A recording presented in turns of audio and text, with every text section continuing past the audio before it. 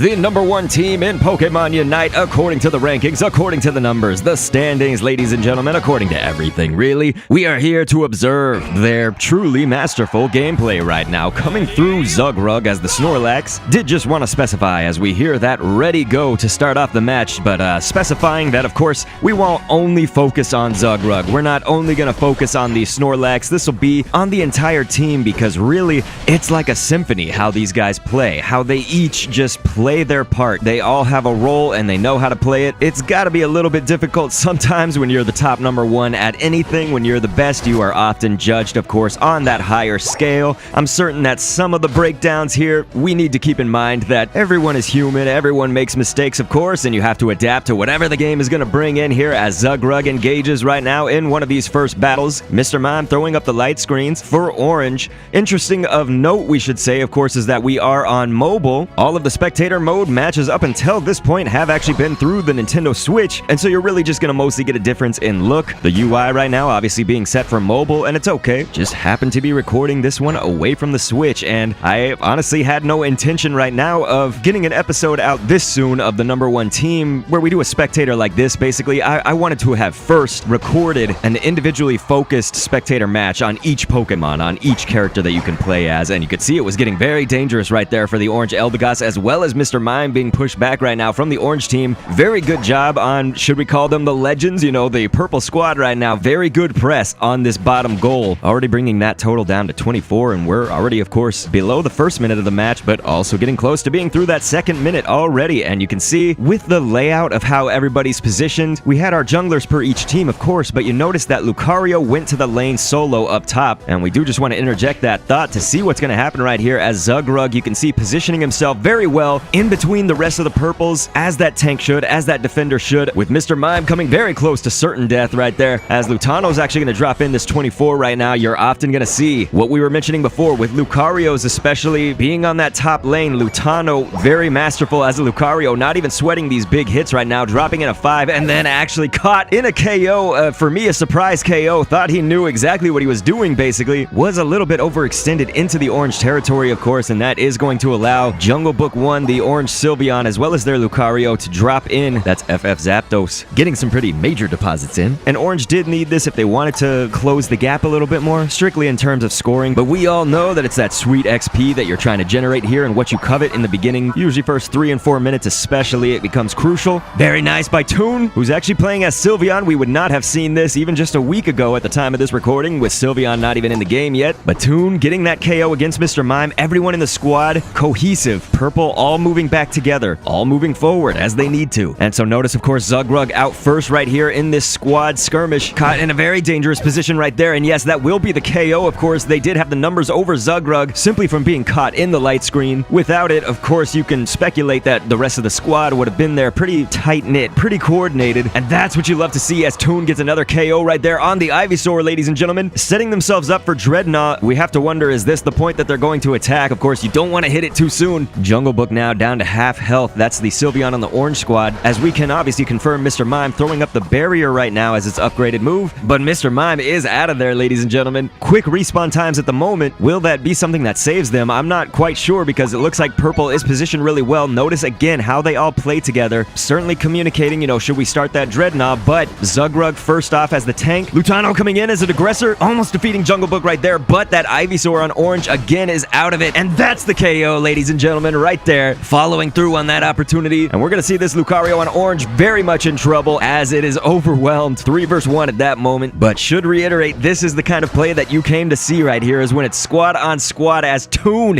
is on a KO streak of 3. And again, that's going to be Toon got W. Is that one where you say GOTW? As spectators, we can see everything right now. Zugrug, of course, you have to keep in mind the players themselves cannot see if someone's hiding out in that grass, and Zugrug, like a bloodhound, able to actually sniff out that there was Orange Eldegoss right there, and that was the moment that it didn't have long for this world. As Eldegoss is out of there, the rest of the team caught off guard. Really just have to stress and show the importance of where everybody's positioned and what their roles are with the Legends. Maybe I've not actually talked to this team personally. The top-ranked number 1 team, I believe that's just what they call themselves. I doubt they, you know, have a specific team name or anything, and that's gonna be Left Side Team. Right now, as I've just deemed right in this moment, the Legends going to get the experience, going to get the shield that's gonna come with with that Dreadnaught. And you can see that orange is starting to rotate up top, a little bit hasty. Once, of course, there becomes a pretty obvious point that the other team has gotten the Dreadnaught even before it has gone down. So sometimes you will see the squad rotate up at that moment. Notice, though, who stayed back for purple and who actually went up for the rotom. One thing you might discover sometimes with especially Masters play and people that know how to play Lucario and know how to play as an entire squad, oftentimes it is that Lucario who's kind of the odd one out, and you'll notice they'll be off-laning. So what we mean by that is essentially they might be the lone wolf who can backdoor or who can steal enemy farm. Whatever they need to do to progress the game forward, it's oftentimes that Lucario. It does look like IndieBear has now rotated. You saw IndieBear initially supporting Lutano as that Lucario, and now they're getting these beginning stages at least of the KOs right here for the battle for Rotom, as Zugrug's gonna go in with the heavy slam. Toon gonna be chipping away at the damage. Wonderful block right there. Mr. Mime standing no chance as they now seem to be advancing towards the goal, making sure to sweep out the trash, anybody else that's left, and of course also getting in these scores. Some pretty high tallies in the 30-somethings, 40, and it's now time. You can see Rotom definitely below half HP right now. Pretty much assured that purple is going to take this, and so we certainly know that this game is not over, but you can see that the gap definitely widened in score in favor of our legends right now. And so now orange has to make the decision, obviously as a squad,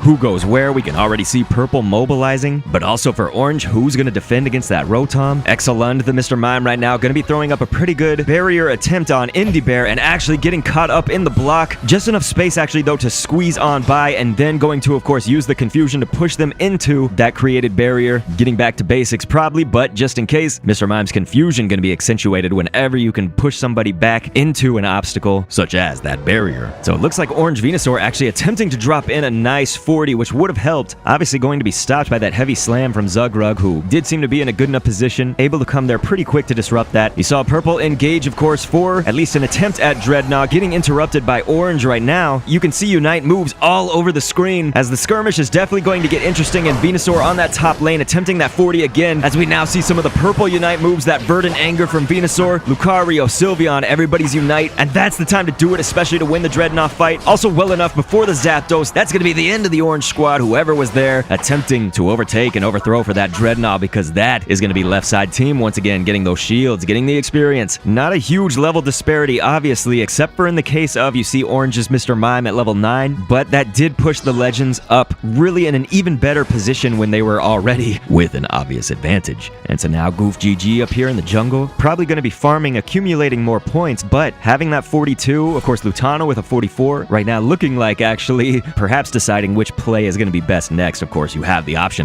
score, of course, if nobody's going to defend against you, but most of the time at Masters level, you're not going to have that completely wide open door at this moment. And of course, now we see, at least we can tell on the minimap, 3 of these legends. We can see a 50, a 49, a 44. These large point deposits you don't want to lose, of course, and there's often going to be an inevitable skirmish, as we do see the clock is about to hit that 2 minutes, and that's going to be the final stretch. Obviously, all point values doubled on the map. Great time to drop those in, those major, big points, not just for double the score, but if your team gets the Zapdos, obviously that's going to be another influx of points and defenseless goals to drop them into. And so this is always the conundrum. Can we actually drop them in this late in the game before the Zapdos? But also you do want to win that squad fight for the Zapdos, even if you're not going for Zap, maybe you're just defending against it. As look at this, actually Jungle Book looking to backdoor right now, and Toon, it's almost like a psychic right here. Very interesting. If only I could just rewind in time right now to kind of analyze that. I don't want to disrupt this moment though, but it's as if Toon knew that somebody was going to come back in that top lane, and you could even see Jungle Book taking a wide path to try to avoid it, and that's actually almost like a simultaneous KO. Toon, purple Sylveon, taking out Jungle Book, orange Sylveon, and of course FF Zapdos there. The orange Lucario now falling, and you can see Lutano now picking a wonderful time to score as long as the team backs him up, which of course they do, but you could see instead actually the goal broken by IndieBear, who's going to get the 64 instead. Normally I would say, of course, you wait for the person who has more points to actually score that, but you saw the pressure that they were under right now. Unable to wait, for example, for Lutano, just one of their 50s to actually drop that in. It was okay for, obviously, IndieBear to break that goal, and it looks like Mr. Mime now going to be throwing down the Unite and Lucario. You can tell with only 40 seconds left, this is a pretty desperate push, and so that is probably the right move, especially when you've got all the squads right here. But now, Purple having the advantage of surviving all of those Unite moves and then still having their own left to deploy. So you obviously saw Goof GG throwing down the Venusaur's Verdant Anger right there, and Jungle Book about to escape with its life, but no,